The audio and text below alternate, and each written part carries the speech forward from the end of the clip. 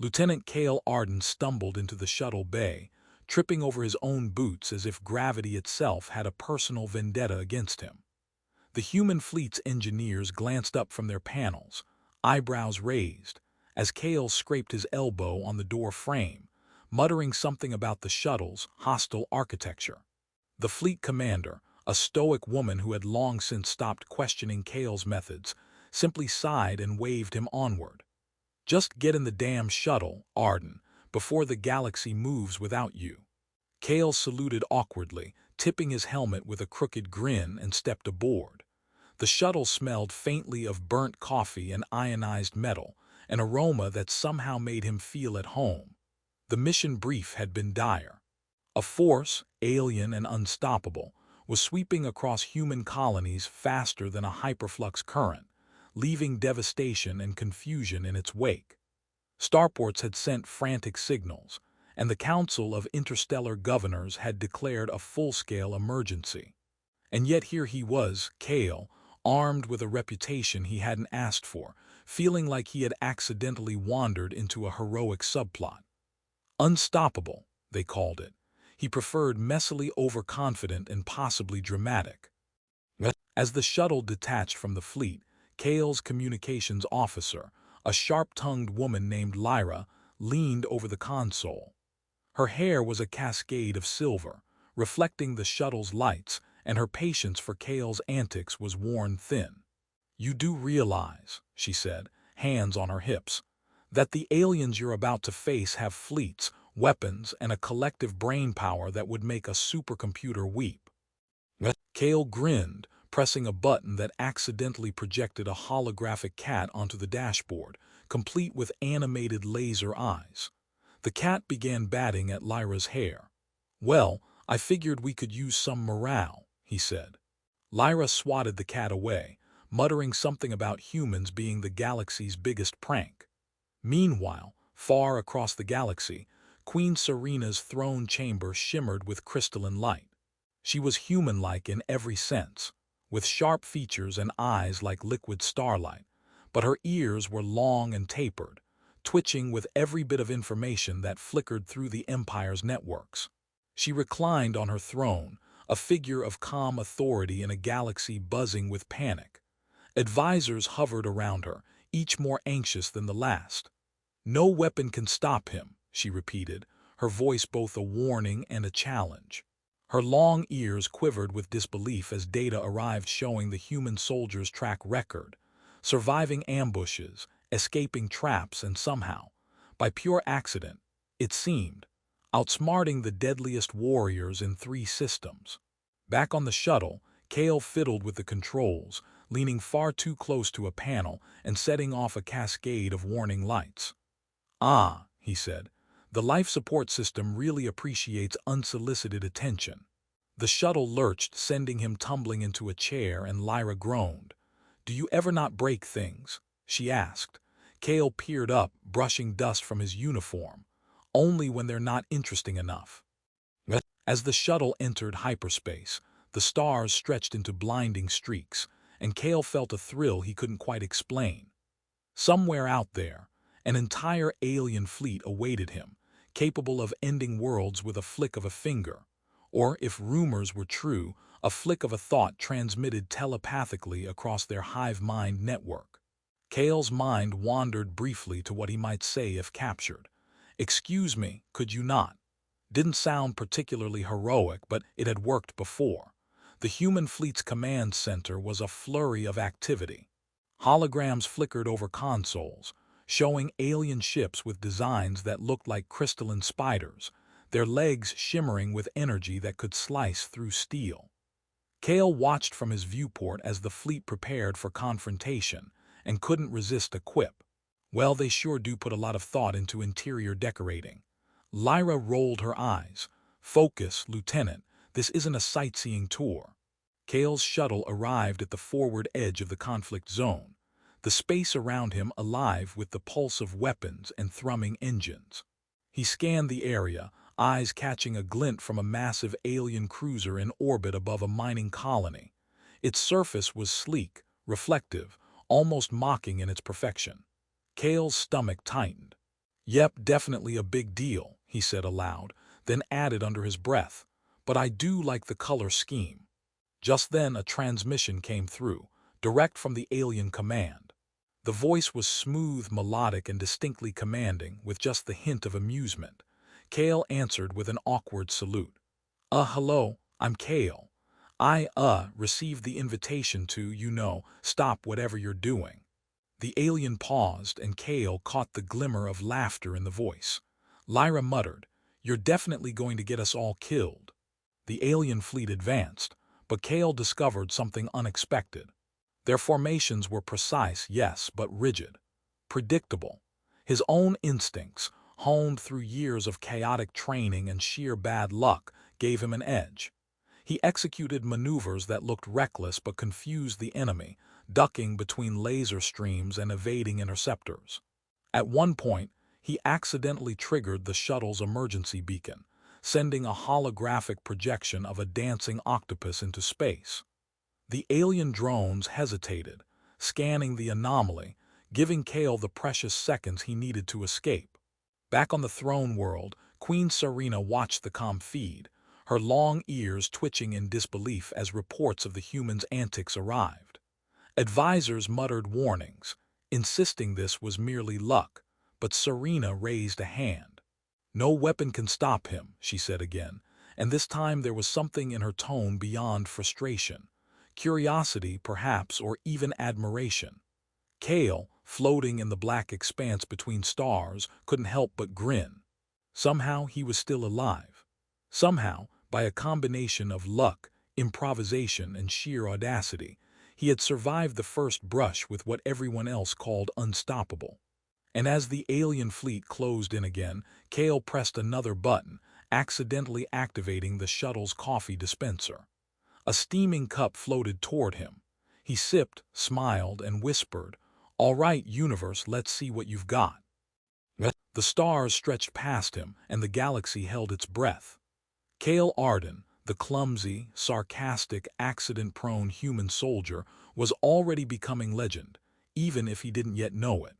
Kale's shuttle shuddered as it approached the alien warship, a hulking mass of dark metal with edges that caught starlight like shards of broken glass. He adjusted his helmet, which promptly fogged up, leaving him momentarily blind. "Ah, excellent," he muttered. Vision obscured at the crucial moment. Classic me. Lyra gave him a pointed look through the viewport. "Are you going to pilot that thing or just narrate your panic?" Kale saluted with a crooked grin. "Both. Multitasking is key in space." The airlock hissed as Kale prepared to board, and he found himself in a corridor that smelled faintly of burnt ozone, and something he could only describe as robot sweat. The walls pulsed with light in rhythmic patterns, as though the ship itself had a heartbeat, which made him wonder if the warship was alive, or if he'd simply watched too many holodramas before this mission. A drone passed by, eyes glowing, and Kale waved at it awkwardly. The drone didn't wave back. "Rude," he muttered. Kale's mission was straightforward: infiltrate, gather intelligence, and find a weakness. Naturally, nothing about it was straightforward. The first obstacle was a robot cook, guarding the ship's main control hub.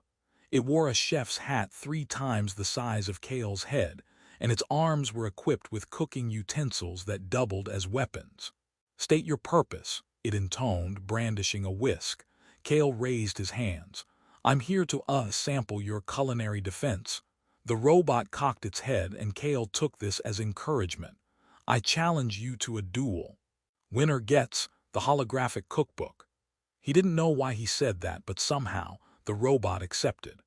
The ensuing duel involved tossing anti-grav soufflés and flinging laser-cut vegetables, and Kale narrowly avoided being skewered by a perfectly aimed baguette. Somehow he won by tripping over a floating onion, sending it spinning into the robot's control panel. Beyond the kitchen, the ship's corridors twisted like a labyrinth designed by a manic architect. Security drones patrolled, projecting lines of light like invisible lasers. Kale tiptoed, or tried to, until he sneezed, triggering a holographic alarm that screamed, "Intruder alert! Intruder alert!" He froze, realizing he was the intruder. The drones converged, scanning him with precision, and Kale instinctively did what any human would do. He danced. A clumsy, flailing dance that somehow confused the drones long enough for him to duck into an open maintenance shaft. Lyra's voice crackled through his calm. "I don't even want to know what that looked like." Kale peeked out, whispering, like a victory mostly. As he navigated the ship, Kale stumbled upon a holographic parrot perched on a console, squawking, "Wrong turn. Wrong turn, wrong turn." It mimicked the voices of the alien crew with unnerving accuracy. "Hey," Kale said, tilting his head. "You're helpful, in a very sarcastic, annoying way." The parrot nodded once, then squawked, "Helpful, maybe. Deadly. Probably not." Kale laughed and continued, using the parrot as an accidental guide through the maze of corridors. Eventually, he reached the core of the ship, a massive chamber filled with energy conduits that hummed in a low, threatening tone. The room was designed to crush intruders, and for a moment Kale thought about turning back. But then he noticed the pattern. The conduits pulsed in a predictable sequence. Kale grinned. "Predictable patterns," he said. "Ah, music to my chaos-loving ears." He activated a device that sent a wave of disruptive pulses through the system, causing the conduits to misfire harmlessly and sending sparks flying in a dazzling display. A drone tripped over the sparks, skidding into a wall, and Kale tiptoed past, chuckling. Meanwhile, in the alien queen's throne room, Serena's long ears twitched as she monitored the human's progress. Advisors whispered that luck alone couldn't account for his survival. She frowned, intrigued. "He's not just surviving," she said. "He's rewriting the rules by accident."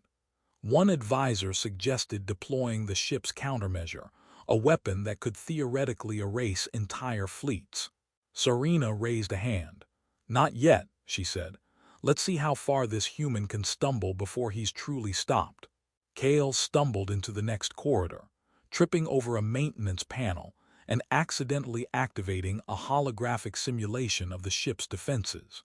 Hollow turrets materialized, scanning him aggressively, and he froze. Then, with an absurd sense of timing, a ventilation grate opened above, dropping a container of what looked like anti-grav slime onto the turrets. The turrets short-circuited, spinning in place and projecting disco lights. Kale shrugged. "Always prepared," he muttered, though he had no idea what he meant. The final obstacle was a massive door that led to the ship's command center.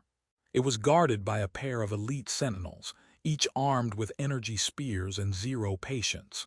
Kale approached, hands raised, and one sentinel bellowed, "State your intent." Kale paused, considering his options. Friendship. Maybe a truce or dance-off. The sentinels exchanged a look, and one muttered something in their language that sounded suspiciously like, "This human is insane." Kale blinked. "Yes, exactly. We understand each other." Before they could react, he triggered a decoy hologram, sending them chasing a projection of himself that spun in circles. At last, Kale reached the command center, panting and disheveled, his uniform smeared with neon slime and stray bits of cooking debris. He activated the terminal, sending a disruptive signal throughout the ship systems, causing a cascade of minor malfunctions. Nothing catastrophic, but enough to render the crew momentarily useless. Kale leaned back, wiping sweat from his brow. "And that, ladies, gentlemen, and sarcastic parrots, is how you make chaos work for you." Lyra's voice crackled over the comm. "You're lucky this worked, pure luck." Kale grinned, "Maybe.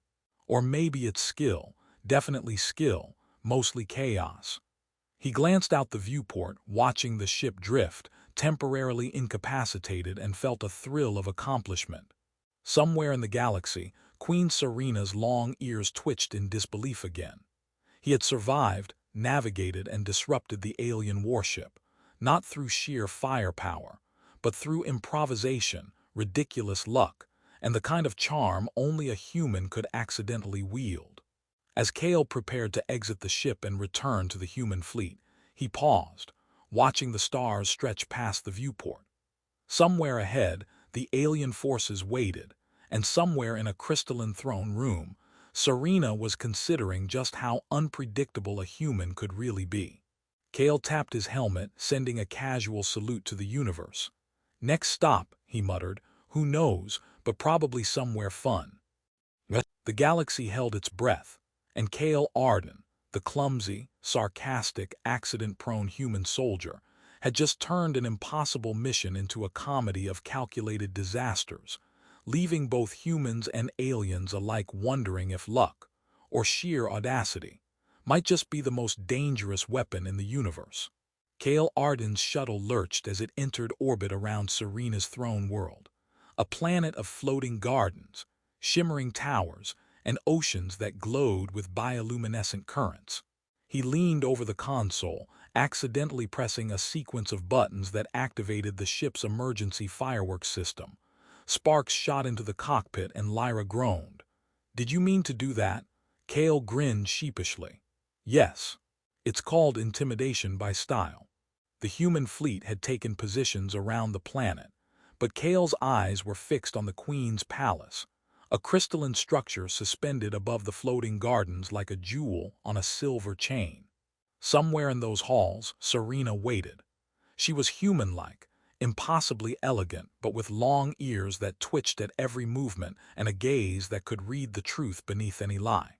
Cale adjusted his helmet, straightened his crooked uniform, and muttered, "All right, universe. Let's see if diplomacy is a thing today, or if I just trip my way through heroics again." The shuttle docked and Cale stepped onto the palace landing platform. Immediately, a pair of ceremonial guards approached, their armor gleaming with energy filaments. Cale raised his hands. "I come in peace, mostly. And with a lot of messy luck." The guards exchanged a glance, clearly unamused, but allowed him to pass, perhaps curious, or perhaps terrified of what a human might do next. Inside, the throne room stretched endlessly, crystalline walls reflecting the floating gardens outside. Serena descended from her throne, her long ears framing her face with an almost alien elegance, though she was human enough to give Cale pause. "Lieutenant Cale Arden," she said, voice like liquid metal and silk, "you've caused quite the spectacle." Cale bowed awkwardly. "Yes, Your Majesty, spectacle is my specialty." He gestured toward the center of the room, where holographic drones whirred in place, ready to strike. "I've also brought chaos. It's very effective." Serena's eyes narrowed, though a faint curve of amusement flickered across her lips. Her first move was swift. A wave of energy pulsed from her hand, sending the drones spinning in defensive formations. Cale jumped, barely dodging, and then tripped over a floating console, rolling across the floor in a perfect accident that somehow brought the drones into conflict with each other. Sparks flew, alarms sounded, and Cale ended up sprawled against a column, panting. "See? Chaos," he said, thumbs up. Serena's long ears twitched. She had seen generals and warriors fail, fleets crushed, strategies toppled, yet this human soldier, clumsy, audacious, absurd, had survived through unpredictability, humor, and sheer persistence. Advisors whispered, urging her to unleash the planet's full defense grid, but she lifted a hand, halting them. "No weapon can stop him," she murmured, and then added with a hint of curiosity, "but perhaps he can teach us something about unpredictability." Cale scrambled to his feet, scanning the room for any remaining threats. A maintenance drone drifted toward him, clearly malfunctioning after the earlier chaos. Cale waved at it. "Ah, you've joined the fun too. Excellent."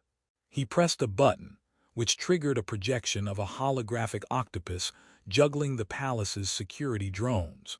The drones paused, unsure if they were under attack or simply witnessing art. Serena couldn't help the smallest twitch of amusement. "You rely on luck," she said, voice carrying over the hum of disrupted energy fields. "And audacity. You have survived where others have failed." Cale scratched his head, trying to suppress a grin. "Well, mostly luck. Audacity comes naturally, and maybe some style points." He gestured vaguely at the spinning holographic octopus, which flipped a drone in midair. Serena descended fully to the chamber floor, her movements graceful, ears twitching in fascination. "And yet, You have done what no weapon could. You have disrupted my fleet, infiltrated my command structure, and arrived here unscathed. Kale paused, thinking of all the misfires, accidents, and unlikely maneuvers that had brought him here. Yeah, I guess I just keep showing up, very persistently, with style. The Queen studied him for a long moment, then nodded. You have changed the way we see strength, not brute force, not invincibility, but adaptability, unpredictability, and humor. She extended a hand. Kale hesitated, then took it. The gesture was not just symbolic. It was acknowledgement, respect, and the bridging of two civilizations through a single human's improbable heroics. Outside, the human fleet cheered, watching the palace lights flare as the security systems deactivated under Kale's improvised control. Lyra's voice came through the comm, tinged with relief. You actually made it out alive. Barely, but alive. Kale smiled, looking out at the stars. Alive, yes. Heroic, absolutely, in the accidental way, but still heroic. Serena's long ears twitched again, this time with something softer, almost a sigh of resignation and approval. She led Kale to a balcony overlooking the floating gardens, where alien and human observers alike were already marveling at the spectacle. Lieutenant, she said, you have taught us that the mightiest weapon is not always the strongest. Sometimes it is the one who refuses to be stopped. Kale laughed. I like that. Mightiest weapon sounds fancy. I'd accept a medal if there's one floating around. As the sun, or whatever passed for it in this orbit, rose over the glowing oceans, Kale realized he had changed.